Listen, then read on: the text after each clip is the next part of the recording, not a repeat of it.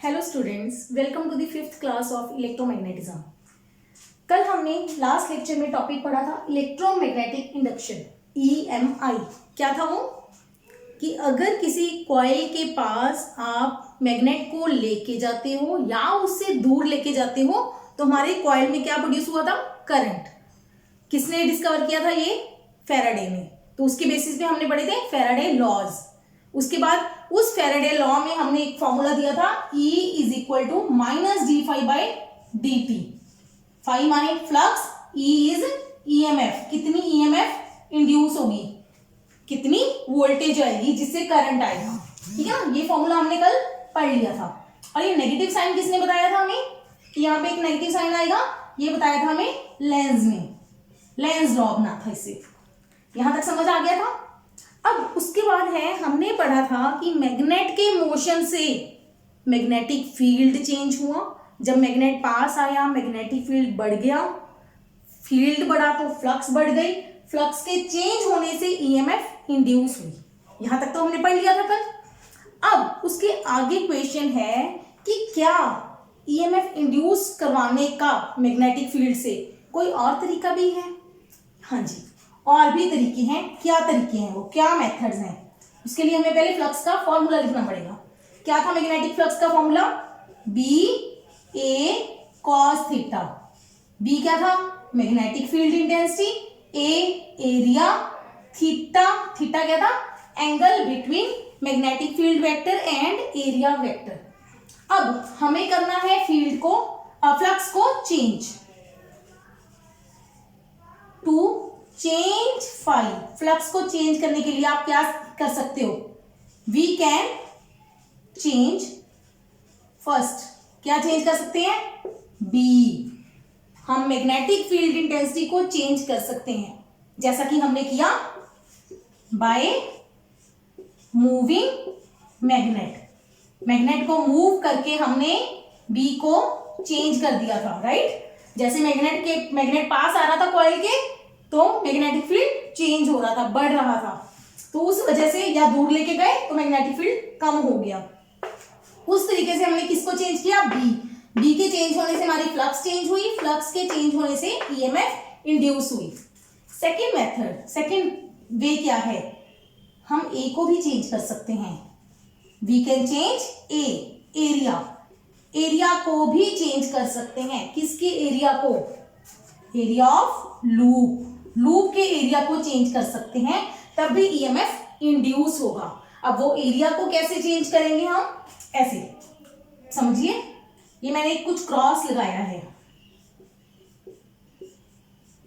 ये क्रॉस का मतलब है मैग्नेटिक फील्ड लगाया है हमने।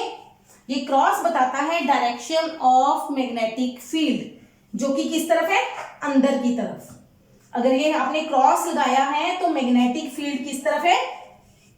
मैग्नेटिक फील्ड इनसाइड, अंदर की तरफ है। अगर यहीं पे आप डॉट लगा दो, डॉट, ठीक है, तो मैग्नेटिक फील्ड क्या होता है? बाहर की तरफ, आउटवर्ड, बाहर की तरफ, इस तरफ, बोर्ड के परपेंडिकुलर। अगर क्रॉस है तो बोर्ड के अंदर की तरफ परपेंडिकुलर, और डॉट लगाया है तो बाहर की तरफ। ये स्टैंडर्ड नोटेशन है किसी भी फील्ड को रिप्रेजेंट करने के लिए। अब आपने क्या करना है? कॉइल को पहले यहां पे रख दो। अब ये कॉइल किसके अंदर है? मैग्नेटिक फील्ड के अंदर है। तो जो कॉइल का एरिया है, सारे का सारा एरिया मैग्नेटिक फील्ड के अंदर है। अब आप धीरे धीरे कॉइल को बाहर लेके आना शुरू करो। इस कॉइल को पकड़ा, बाहर खींचना शुरू कर दिया। क्या होगा? कॉइल का एरिया चेंज करेगा? नहीं, कॉइल तो मेटल की बनी हुई है, टोटल एरिया चेंज नहीं करेगा। लेकिन जैसे जैसे कॉइल मैग्नेटिक फील्ड से बाहर आएगी, हमारा मैग्नेटिक फील्ड सिर्फ इतने रीजन में है, बस बाकी जगह में मैग्नेटिक फील्ड नहीं है। जैसे ही कॉइल मैग्नेटिक फील्ड से बाहर आने लगेगी, धीरे धीरे यहां पहुंचेगी। अब क्या हुआ? पहले उसका सारा एरिया मैग्नेटिक फील्ड के अंदर था, अब कुछ एरिया मैग्नेटिक फील्ड के अंदर रह गया। इसी चीज को हम बोलते हैं भी ए हमारा क्या हो गया? चेंज। तो एरिया को चेंज करके भी आप क्या कर सकते हो? मैग्नेटिक फील्ड एरिया को चेंज किया, एरिया को चेंज किया कैसे, कॉइल को मैग्नेटिक फील्ड से बाहर ले गए, या ऑलरेडी कॉइल बाहर पड़ी थी उस कॉइल को मैग्नेटिक फील्ड के अंदर ले आओ। दोनों केसेस में अब पहले क्या था, कितना एरिया मैग्नेटिक फील्ड के अंदर था, 0, कोई एरिया अंदर नहीं था लूप का। अब जैसे जैसे लूप अंदर आएगी इसका एरिया जो मैग्नेटिक फील्ड के अंदर आएगा वो इंक्रीज होगा, एरिया बढ़ेगा तो फ्लक्स बढ़ेगी, बढ़े चाहे कम हो, फ्लक्स मतलब चेंज हो गई। फ्लक्स के चेंज होने से भी हमारे पास क्या आ जाएगा, ईएमएफ। इसका मतलब जब कॉइल को आप मैग्नेटिक फील्ड से बाहर लेके जाओगे या मैग्नेटिक फील्ड के अंदर लेके आओगे, दोनों केसेस में करंट इस कॉइल में फ्लो करना स्टार्ट कर जाएगा, राइट। तो हमारा दूसरा तरीका है मैग्नेटिक फील्ड से करंट प्रोड्यूस करने का, क्या है, by changing the area of the loop. Understand, ये हो गया हमारा सेकेंड वे, चाहे फील्ड आउटवर्ड हो चाहे inward, it doesn't matter. Third point, flux में 3 चीजें आ रही हैं, तो तीसरी चीज कौन सी है, थीटा। हम थीटा को भी चेंज कर सकते हैं। अब थीटा को कैसे चेंज करेंगे, यही सेम। अब इसमें मैं समझा रही हूं कि ये मेरे पास फील्ड है, ठीक है, ये फील्ड है, इसके अंदर ये मैग्नेटिक फील्ड की डायरेक्शन इस तरफ है, अंदर की तरफ मैग्नेटिक फील्ड है।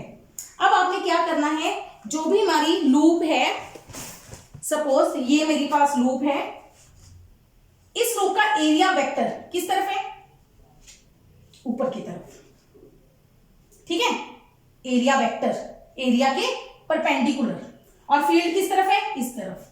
फील्ड और एरिया वेक्टर में कितना एंगल है, 90 डिग्री, राइट।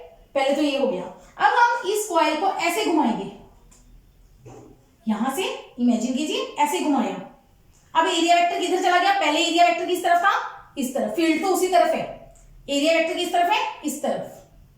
अब एरिया वेक्टर घूम रहा है, मैग्नेटिक फील्ड वही है, एरिया वेक्टर पहले ऐसे था, धीरे धीरे एरिया वेक्टर घूम रहा है। तो आप नोटिस कीजिए, हमारे पास, मैं 2 पेन से समझा रही हूं, ये मैग्नेटिक फील्ड है, ये एरिया वेक्टर है। पहले ऐसे, जब हमने कॉइल को घुमाया तो एरिया वेक्टर घूमा, तो क्या इन दोनों के बीच में एंगल चेंज हुआ कि नहीं, yes, theta has been changed, दोनों के बीच में एंगल चेंज हुआ। अगर थीटा चेंज हुआ, क्यों चेंज हुआ, बाय रोटेटिंग कॉइल को रोटेट करके थीटा चेंज हुआ। थीटा चेंज होने से भी फ्लक्स चेंज करेगी, फ्लक्स के चेंज होने से फिर क्या इंड्यूस होगी, ईएमएफ।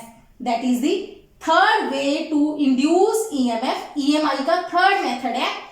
फर्स्ट जो फैराडे ने सबसे पहले फाइंड आउट किया था, वो उसने किया था मैग्नेटिक फील्ड चेंज करके।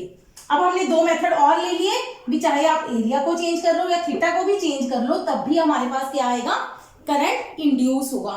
तो ये 3 मेथड आपने याद रखने हैं कि ईएमएफ इंड्यूस करवाने के मैग्नेट से कितने मेथड हैं, तो वो 3 मेथड हैं। चेंजिंग बी, जितने भी चीजें फॉर्मूले में आएंगे, इस फॉर्मूला में सिर्फ 3 चीजें थी, तो हम 3 को चेंज कर सकते हैं। अगर ज्यादा चीजें आएंगी, ज्यादा क्वांटिटीज आती, तो हम ज्यादा को चेंज करके उतने ही ज्यादा मेथड बन जाते हैं हमारे पास। 3 चीजें थी, 3 फैक्टर्स थे, तीनों को चेंज करना पॉसिबल था। तो अगर एक को भी चेंज करेंगे, एक को करो, 2 को करो या तीनों को करो, तो हमारे पास फ्लक्स चेंज करेगी, फ्लक्स के चेंज होने से ईएमएफ आ जाएगी और करंट फ्लो कर जाएगा। अंडरस्टैंड। सो ये 3 मेथड है हमारे पास फ्लक्स को चेंज करके ईएमएफ इंड्यूस करवाने की। अब अगली बात आती है, अब इसी क्वेश्चन पे आते हैं, एरिया के हिसाब से आपको समझाती हूं। वेरी इंपॉर्टेंट पॉइंट, कि अगर हमें इस कॉइल में बताना है कि करंट की डायरेक्शन क्या आएगी, ये पेपर्स में किधर पूछ लेते हैं कि इस लूप के अंदर क्लॉकवाइज करंट फ्लो करेगा कि एंटी क्लॉकवाइज, तो कैसे पता करोगे। तो इसकी डायरेक्शन फाइंड आउट करने का तरीका है फ्लेमिंग्स राइट हैंड रूल। आज हम दोनों रूल्स पढ़ेंगे, left hand rule and right hand rule. अब पहले हम याद करते हैं फ्लेमिंग्स राइट हैंड रूल। क्या है ये rule, Fleming right hand rule, FRH, Fleming right hand. ये रूल मैं यहां पे एक बार लिखती हूं, क्या है ये रूल? इट इज यूज्ड, किसके लिए यूज होता है? To find direction of induced current. ये किसकी डायरेक्शन बताता है? इंड्यूस्ड करंट की। ये हमें किसकी डायरेक्शन बताएगा कि किसी कॉइल के अंदर करंट कैसा आएगा, ठीक है, कि कॉइल के अंदर करंट कैसा आएगा। तो ये डायरेक्शन बताने के लिए हम कौन सा यूज करेंगे? फ्लेमिंग राइट हैंड रूल का। अब वो रूल है क्या? सारे स्टूडेंट मेरे साथ साथ करो तो अच्छा आपको समझ आएगा। अपना राइट हैंड की, ये मैंने डायग्राम बनाया हुआ है ऑलरेडी, 3 फिंगर्स लेनी है आपने। कौन कौन सी? थंब, 4 फिंगर, फर्स्ट फिंगर और central finger, middle finger, 3 fingers. इनको ऐसे खड़ा करना है। देखो, अगर मैं आपको तीनों तरीके से दिखाऊंगी, इन दोनों के बीच में एंगल देखो कितना है। कौन कौन सी फिंगर की बात कर रही हूं मैं? 4 फिंगर और मिडल फिंगर के बीच में 90 डिग्री है। इन दोनों को ऐसे खड़ा करना है। अब आप इन दोनों के बीच में देखिए, 4 फिंगर और थंब के बीच में ये भी एंगल कितना है? 90 डिग्री। ये थोड़ा सा मुश्किल होता है, आमतौर पे स्टूडेंट्स का हाथ ऐसे ही रह जाता है। ऐसे नहीं रखना, इसको सीधा स्ट्रेच करना है। आपने अपनी तीनों फिंगर्स, कौन कौन सी? Thumb, 4 finger and middle finger को स्ट्रेच करना है। कौन से हाथ की? राइट हैंड की, ठीक है। तीनों को कैसे स्ट्रेच करना है? खींचना है। कैसे? कि तीनों एक दूसरे के परपेंडिकुलर हो। अब ये दोनों भी 90 डिग्री एंगल दिख रहा है, ये भी आपको 90 डिग्री एंगल दिख रहा है। अब इन दोनों के बीच में देखिए, ये ऐसे दिखेगा आपको, 1 मिनट, यस, ये ऐसे, ये वाली फिंगर मिडल और ये थंब किस डायरेक्शन में ऐसे घुमा के दिखाया मैंने आपको? थंब मेरा इस डायरेक्शन में है और मिडल फिंगर नीचे है। देखिए ध्यान से, थंब और मिडल फिंगर ये दोनों आ गए ना 90 डिग्री एंगल पे। तो तीनों एक दूसरे के साथ कितना एंगल बनाना चाहिए? 90 डिग्री। तो अगर ये 4 फिंगर आपकी 4 फिंगर है जो, वो मैग्नेटिक फील्ड की डायरेक्शन में है। किसकी डायरेक्शन में?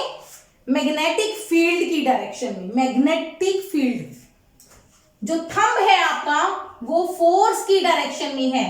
फोर्स मतलब मूवमेंट। जब फोर्स लगाएंगे तो मूवमेंट होगी। मूवमेंट मतलब मोशन होएगा, चलेगी चीज, ठीक है। तो मैंने ये सिंबल ना अपनी तरफ से ये लगाए हुए हैं, ये फोर्स, मैग्नेटिक फील्ड, ताकि आपको याद करवाने का एक मेथड बताना है मुझे, दोनों रूल्स याद करवाने हैं आपको। तो ये थर्ड जो सेंट्रल फिंगर बची, ये हमें किसकी डायरेक्शन बताएगी? इंड्यूस्ड करंट की। किसकी डायरेक्शन बताएगी? इंड्यूस्ड करंट की। क्या है ये फ्लेमिंग राइट हैंड रूल? आपने सिंपल शॉर्टकट इसको याद करना है। इफ थंब गिव्स, थंब क्या बताता है? डायरेक्शन ऑफ फोर्स और ब्रैकेट में याद कर लो मोशन, कॉमा 4 फिंगर या फर्स्ट फिंगर भी बोलते हैं इसको, पहली फिंगर है जो आपकी थंब के साथ वाली, गिव्स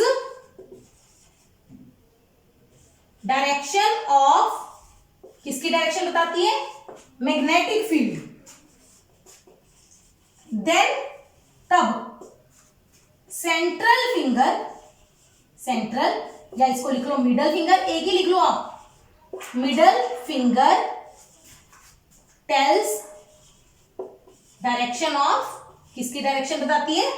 इंड्यूस्ड करंट। यही हमें चाहिए फ्लेमिंग राइट हैंड रूल में। हमें किसकी डायरेक्शन चाहिए? करंट की। तो करंट की डायरेक्शन कौन बताती है? हमारी सेंट्रल फिंगर। अब इस केस में देखिए, इस केस में आते हैं हम इस पार्ट की बात करेंगे जो मैग्नेटिक फील्ड के अंदर है, इसको हम बाहर लेके आ रहे हैं। कुछ टाइम बाद क्या होएगा? हम उस टाइम पे करंट आएगा जब ये कॉइल मैग्नेटिक फील्ड से बाहर आ जाएगी। उससे पहले करंट नहीं आएगा, क्योंकि उसके पहले ये सारी की सारी कॉइल मैग्नेटिक फील्ड के अंदर है। मैग्नेटिक फील्ड के अंदर है कॉइल, तो फ्लक्स चेंज नहीं करेगी। जब ये कॉइल थोड़ी सी बाहर आनी शुरू हो जाएगी तब करंट आना शुरू होगा। अंडरस्टैंड? क्योंकि उसके बाद फील्ड चेंज करेगा। जब तक कॉइल फील्ड के अंदर है, आप कॉइल को बाहर लेके आने की कोशिश कर रहे हो, लेकिन जितना टाइम वो फील्ड के अंदर रहेगी तब तक करंट इंड्यूस नहीं होगा। अब हमारी कॉइल बाहर आनी शुरू हो गई। अब ये पार्ट जो मैग्नेटिक फील्ड के अंदर है, यहां से करंट फ्लो करना स्टार्ट करेगा। कैसे? अब फर्स्ट जो थंब है आपका किसकी डायरेक्शन में होना चाहिए? जिस तरफ हमारा मोशन हो रहा है, फोर्स लग रही है, फोर्स हम इस तरफ लगा रहे हैं, ये डायरेक्शन किसकी है? वेलोसिटी की, मतलब फोर्स की डायरेक्शन है ये, सिर्फ मतलब मोशन की। एक ही मतलब है यहाँ पे तीन चीजों का। तो थंब हमें लेके जाना है फोर्स की डायरेक्शन में। फर्स्ट फिंगर किसकी डायरेक्शन में? मैग्नेटिक फील्ड की डायरेक्शन में। इस केस में मैग्नेटिक फील्ड किस तरफ बनाया है मैंने? अंदर की तरफ। मैग्नेटिक फील्ड किस तरफ है? अंदर की तरफ। तो अब देखिएगा, फील्ड है अंदर की तरफ, तो ये मेरी फर्स्ट फिंगर अंदर की तरफ मुझे जानी चाहिए। थंब किसकी तरफ जाना चाहिए? फोर्स की तरफ। तो ऐसे घुमाना पड़ेगा। देखो, ये थंब गया फोर्स की तरफ, ये फिंगर गई अंदर की तरफ, right? First finger magnetic field की तरफ, थंब गया फोर्स की तरफ। तो ये सेंट्रल फिंगर किस तरफ आई? अपने आप ऊपर की तरफ। सेंट्रल फिंगर किस तरफ आई? ऊपर की तरफ। तो इस कॉइल में करंट यहां से ऊपर की तरफ फ्लो करना स्टार्ट करेगा। अगर इसको आप कॉइल पूरी करोगे तो कौन सी डायरेक्शन बनी? ये क्लॉकवाइज। अंडरस्टैंड? आपको क्या करना है? कॉइल को थोड़ा सा बाहर रखना है, थोड़ा सा अंदर, तब आपका जो थंब है वो फोर्स की तरफ हो, फर्स्ट फिंगर है जो वो मैग्नेटिक फील्ड की तरफ, तो जो आपकी सेंट्रल फिंगर है, मिडल फिंगर है, वो करंट की डायरेक्शन बताएगी कि करंट किस तरफ आएगा। Understand? This is the Fleming's right hand rule. ये एक्सपेरिमेंटली देखा गया था, ये लेंज लॉ के बाद ही बना है, उसी हिसाब से बना है। लेंज लॉ ने कहा था कि अपोज करेगा, उसी हिसाब से इसको डिजाइन किया गया है और इजी याद करने के लिए बना दिया गया फ्लेमिंग्स राइट हैंड रूल, कि राइट हैंड की तीन फिंगर्स को आपने स्ट्रेच करना है और आपको करंट की डायरेक्शन मिल जाएगी। इसी क्वेश्चन को थोड़ा सा दूसरे वे से समझाती हूँ। ये आपने नोट डाउन कर लिया? नहीं तो वीडियो को पॉज करके एक बार नोट कर लो। और इसी चीज को मैं दूसरे डायग्राम से समझाती हूँ। आप इसको तीन चार तरीके से जैसे दिल करे वैसे करो। कॉइल को अंदर लेके आओ, बाहर लेके जाओ, लेफ्ट लेके जाओ, अपवर्ड लेके जाओ, राइट लेके जाओ, जिधर मर्जी। तो और डायरेक्शन देखो क्लॉकवाइज आती है कि एंटी क्लॉकवाइज। अब मान लीजिए मैंने ये लगाया है, ये कौन सा फील्ड है? आउटवर्ड फील्ड, बाहर की तरफ है ये फील्ड, ये इतनी जगह में फील्ड है। अब मेरे पास ये रही कॉइल, ये कॉइल है छोटी सी, इसको मैं अंदर लेके जा रही हूं, कॉइल को अंदर लेके जा रहे हैं। तो आपने डायग्राम ऐसे नहीं बनाना, आपने डायग्राम कैसे बनाना है? यहां पे आधी कॉइल पे, तो अंदर वाले पार्ट से हम स्टार्ट करेंगे।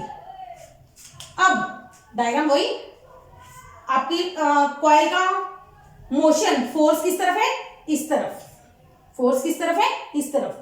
फील्ड किस तरफ है? नहीं, अंदर की तरफ नहीं है, तो हमें अपनी डायरेक्शन में चेंज कर रही हूं। फोर्स इस तरफ, फोर्स इस तरफ, फील्ड बाहर की तरफ। फील्ड फोर्स और करंट किधर जा रहा है? नीचे, टेढ़ा तिरछा जा रहा है नीचे, इस तरफ करंट। तो डायरेक्शन क्या बनी करंट की? क्लॉकवाइज। सो इस तरीके से हमें मैग्नेटिक इंड्यूस्ड करंट की डायरेक्शन पता चलेगी। किस रूल से? Fleming's right hand rule.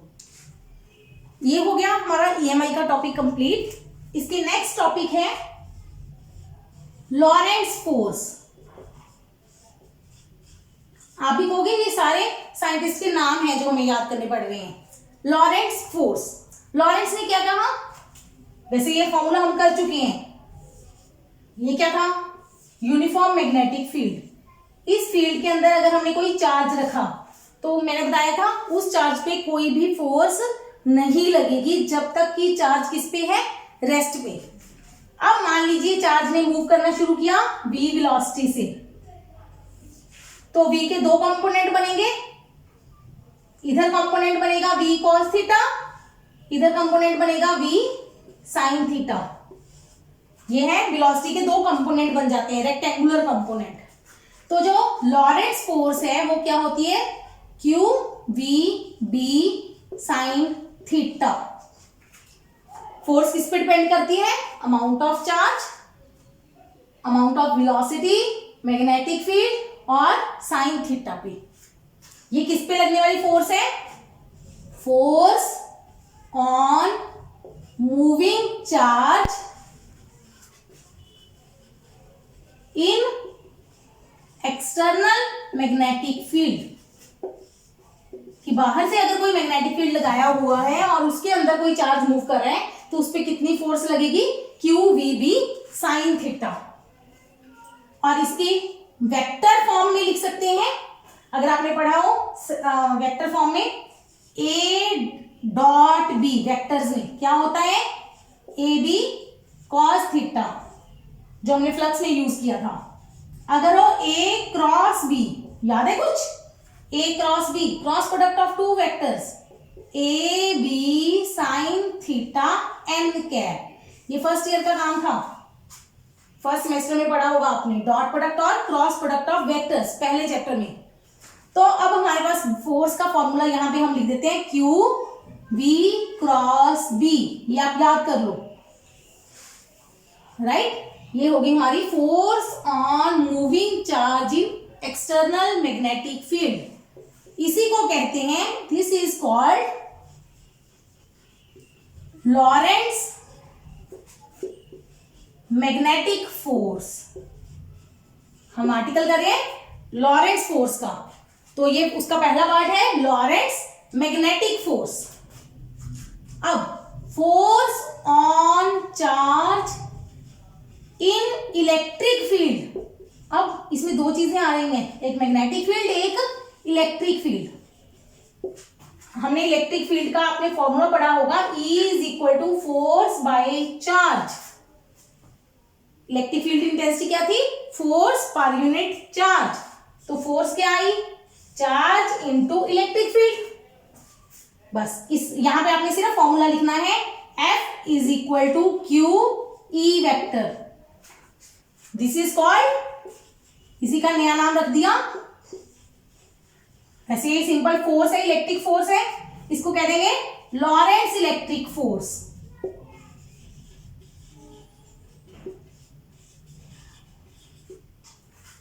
Combine ये दो इक्वेशंस हैं 1 and 2। अब ये दो फोर्सेस आ गई आपके पास और दोनों को कंबाइन कर दो तो हमारे पास टोटल फोर्स आ जाएगी। इसको लिख दो रजे, Fm magnetic force, Fe electric force. तो टोटल F आ जाएगी Fe प्लस Fm, दोनों का सम। तो F किसके बराबर आ गया? QE plus QV cross B। दोनों में से Q कॉमन ले लो तो बन गया E plus V cross B। बस दिस इज कॉल्ड लॉरेंट्ज फोर्स, इसी का नाम है लॉरेंट्ज फोर्स। है कुछ नहीं, ये लॉरेंट्ज फोर्स हमें बताती है, मान लीजिए किसी जगह पे इलेक्ट्रिक फील्ड भी है, मैग्नेटिक फील्ड भी है, दोनों फील्ड प्रेजेंट हैं और उसके अंदर हमने कोई चार्ज रख के चार्ज को वेलोसिटी दे दी, भी तू मूव कर किसी भी तरफ, तो उस पे लगने वाली फोर्स का फॉर्मूला है ये QE plus V cross B। इसके रिलेटेड न्यूमेरिकल एक दो मैं आपको करवा दूंगी बाद में, फिलहाल हम थ्योरी कंप्लीट कर लें, right? Next topic, force on current carrying conductor in magnetic field. ये इंपॉर्टेंट टॉपिक है, बहुत इंपॉर्टेंट टॉपिक है। Force on current carrying conductor in magnetic field. अब हमने क्या किया, हमने पहले चार्ज को रखा। अगर मैग्नेटिक फील्ड के अंदर चार्ज रखोगे तो कोई फोर्स नहीं लगेगी, लेकिन अगर चार्ज मूव करेगा तब उस पर फोर्स लगेगी, जिसको क्या कहते हैं? लॉरेंट्ज फोर्स। ठीक है, अब है हमारे पास चार्ज ना होके हमारे पास है करंट कैरिंग कंडक्टर, मतलब मैं उसका डायग्राम बना रही हूँ, एक वायर, उस वायर में से मैंने कहा कि करंट फ्लो कर रहा है, I is amount of current. I क्या होता है? करंट। एक वायर में से I नंबर का, I अमाउंट का करंट फ्लो कर रहा है उस करंट कैरिंग कंडक्टर को मैंने अंदर रख दिया मैग्नेटिक फील्ड के, मतलब ये रीजन था, ये मैंने तिरछी जो लाइंस ड्रॉ की है ये किसकी लाइंस है, मैग्नेटिक फील्ड की। अब डाउनवर्ड ले लो, अपवर्ड ले लो, जिस भी तरफ ड्रॉ कर लो, ये मैंने इस तरफ से ड्रॉ कर दिया, ये मैग्नेटिक फील्ड लाइंस है, मतलब इस डायरेक्शन में मैग्नेटिक फील्ड है। अब मैग्नेटिक फील्ड और करंट के बीच में कितना एंगल है, थीटा। ठीक है, हमें ये करना है कि पहले अगर हम चार्ज को रखते हैं, चार्ज को मूव करवाते हैं तो मैग्नेटिक फील्ड के अंदर, तो उस पर क्या लगती है, फोर्स। चार्ज के ऊपर कितनी फोर्स लगती है, क्यू वी क्रॉस बी, ये तो हम पढ़ चुके हैं, लॉरेंट्ज फोर्स, राइट, कि अगर मैग्नेटिक फील्ड के अंदर चार्ज मूव करेगा तो उस पर फोर्स लगेगी, राइट। अब हमने चार्ज को मूव नहीं करवाया, लेकिन हमने करंट कैरिंग कंडक्टर रखा। अब सबसे पहले क्वेश्चन आता है, व्हाट इज करंट। करंट क्या है, क्या है current, flow of charge, charge का फ्लो। करंट में होता क्या है, चार्ज मूव करता है, वही बात हो गई, चार्ज मूव इसमें भी कर रहा था, चार्ज मूव इसमें भी करेगा। तो जब चार्ज मूव करेगा और उस चार्ज के मूवमेंट वाले चार्ज को हमने मैग्नेटिक फील्ड के अंदर रख दिया, तो उस पर क्या लगेगी, फोर्स। वही फोर्स का फॉर्मूला हमने डिराइव करना है, छोटा सा आर्टिकल है और इसी को हम अब सॉल्व करने लगे हैं। वो सॉल्व करवाने से पहले मैं एक करंट का फॉर्मूला निकालने वाली हूँ। वो क्यों निकाल रही हूँ, ताकि आपको ये यहाँ पे हम जब यूज करेंगे तो पता चल जाए भी वो आया कहाँ से है। वैसे वो इलेक्ट्रोस्टैटिक करंट इलेक्ट्रिसिटी का पार्ट है, ठीक है। तो उस फॉर्मूले को पहले मैं डिराइव करवा रही हूँ यहाँ पे साइड पे छोटा सा। अब है क्या वो चीज,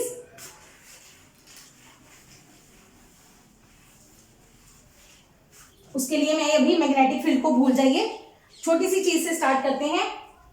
एक वायर है, वायर, उसके अंदर क्या होते हैं, ये वायर किसकी होती है, करंट कब फ्लो करता है, जब वायर किससे बनी हो, कंडक्टर से। कंडक्टर के अंदर क्या होते हैं, इलेक्ट्रॉन्स।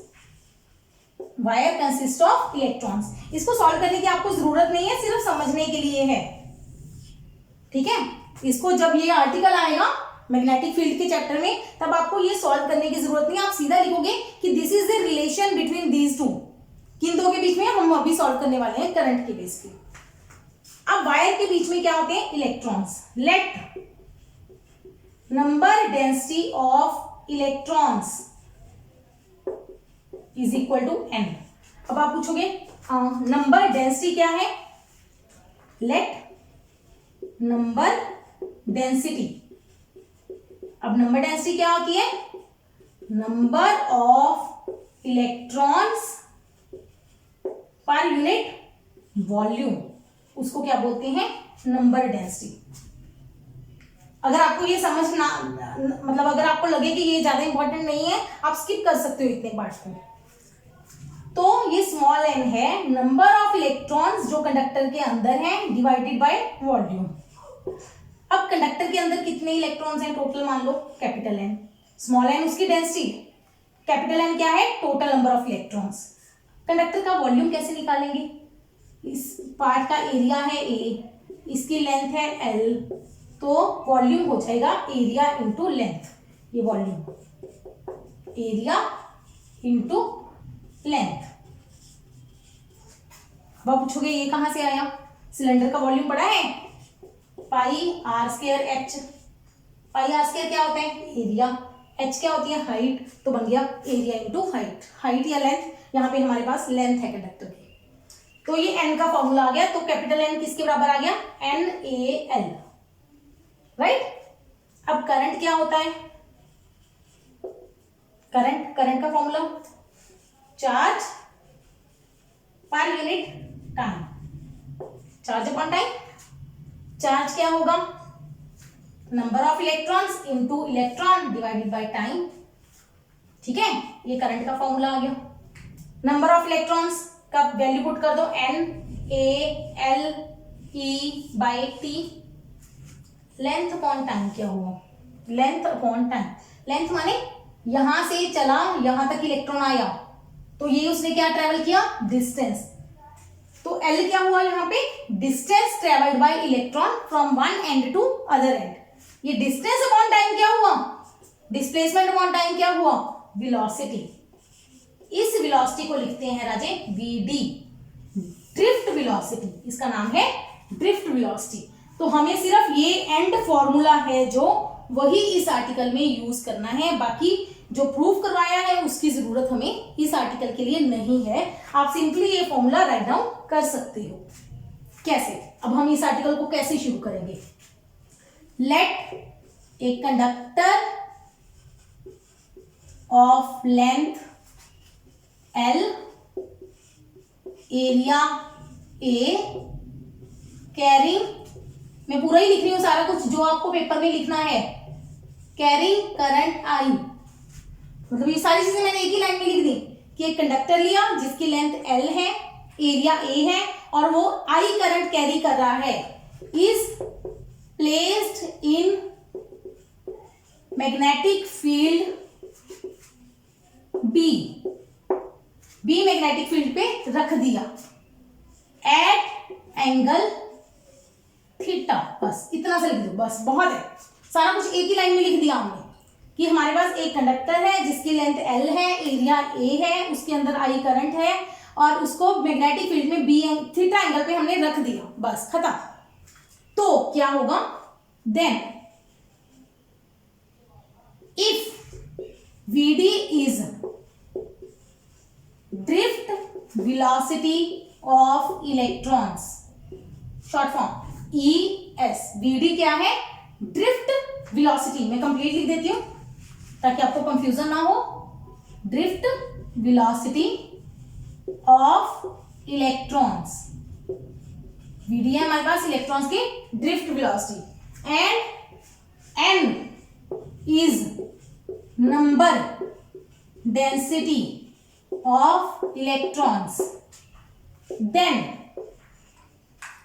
यहां पे जरूरत नहीं है देन की, if Vd is drift velocity, n is number density, then I is equal to NeAVd, खत्म। बस ये होता है।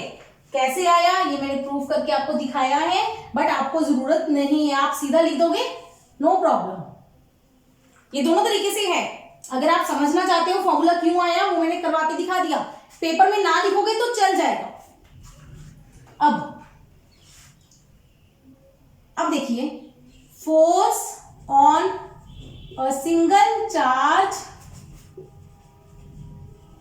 इन मैग्नेटिक फील्ड, क्या होती है फोर्स, यहां पे मैं स्मॉल एफ लिख रही हूं, क्यों, क्योंकि टोटल फोर्स के लिए हम कैपिटल एफ लिखेंगे।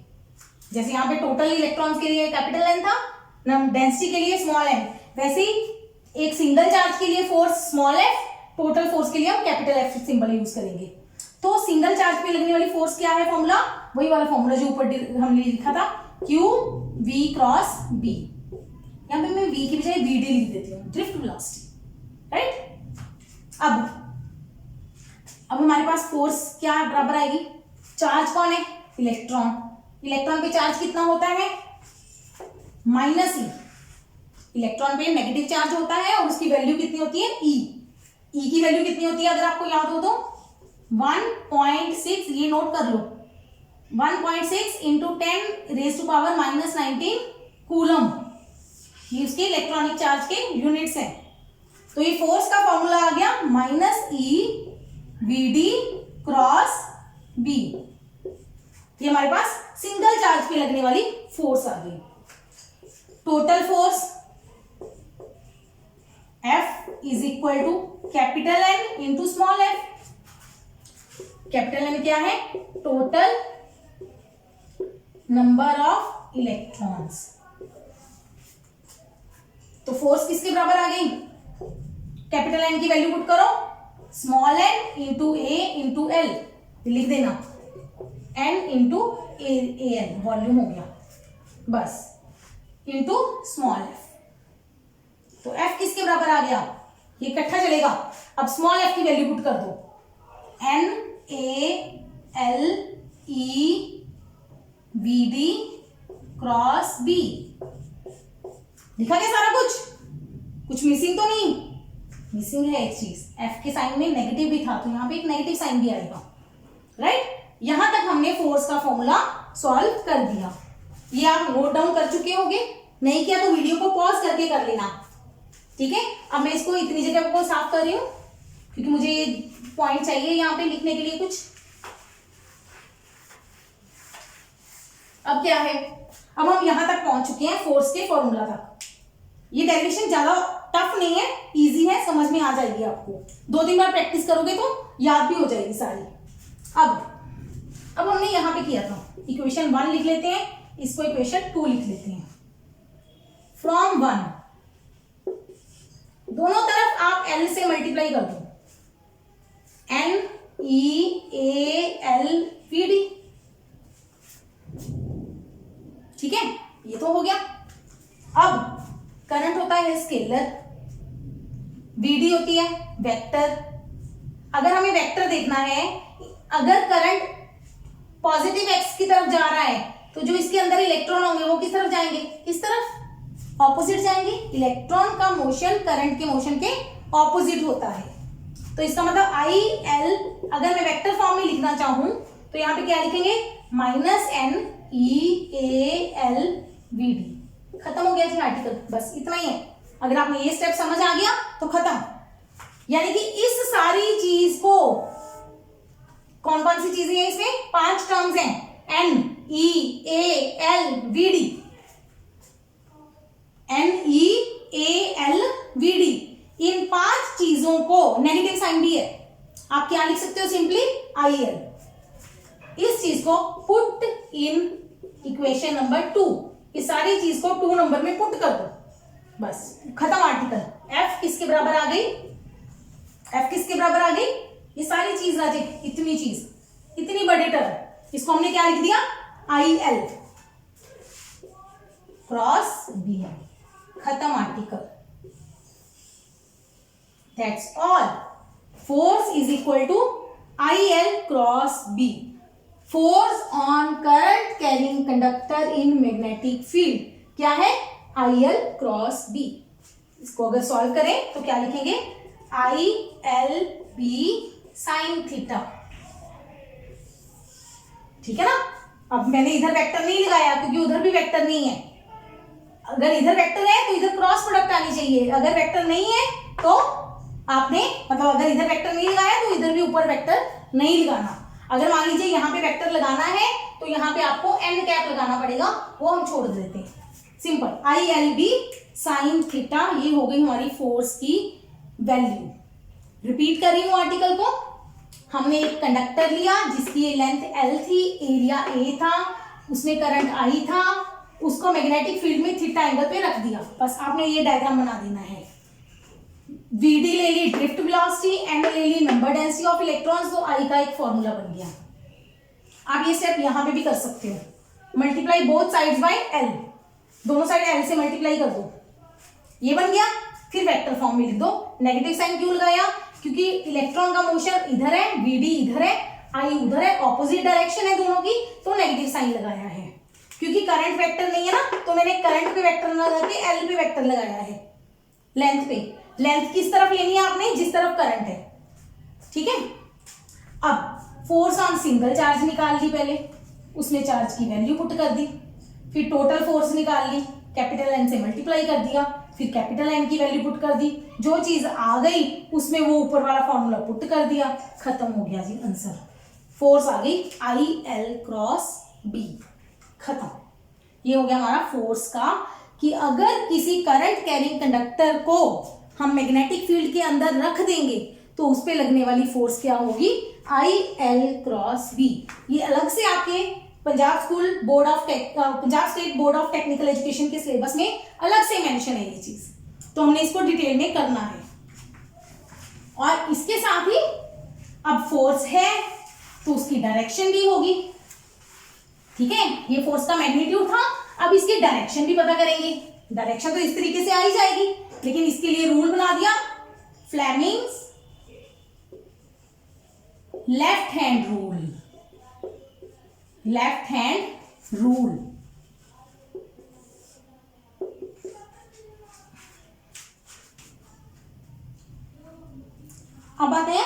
लेफ्ट हैंड रूल पे, वो क्या कहता है कि अगर आप अपने लेफ्ट हैंड की तीनों फिंगर्स को स्ट्रेच करो, वही सेम जैसे राइट हैंड रूल में था। मैं एक ही दिन में दोनों रूल इसीलिए करवा रही हूं ताकि आपको याद करना इजी हो जाए। अब हमने फ्लेमिंग लेफ्ट हैंड रूल में अपने लेफ्ट हैंड की तीनों फिंगर्स को स्ट्रेच करना है। ये किसकी डायरेक्शन बताता है? It is used to find direction of force. ये किसकी डायरेक्शन बताता है हमें? फोर्स की। होता क्या है कि इसमें थंब फोर्स है, उसमें भी थंब फोर्स था। फर्स्ट फिंगर किसकी डायरेक्शन थी? उधर मैग्नेटिक फील्ड की, इधर भी ये मैग्नेटिक फील्ड की डायरेक्शन है। सेंट्रल फिंगर किसकी डायरेक्शन थी? करंट की, इधर भी ये करंट की है, ये सेम है। ठीक है, कई जगह पे आपको लगेगा कंफ्यूजन, क्योंकि राइट हैंड रूल में क्या था, जब हम थंब बनाते हैं, मैं रफ बना रही हूं, इधर क्या था? मोशन लिख देते हैं। वो मोशन किसकी वजह से हुआ? फोर्स की वजह से। तो ये भी हमारी फोर्स ही थी। इधर क्या था? फील्ड, वो भी हमारा मैग्नेटिक फील्ड सेम है। इधर क्या था? करंट। लेकिन दोनों में फर्क क्या था?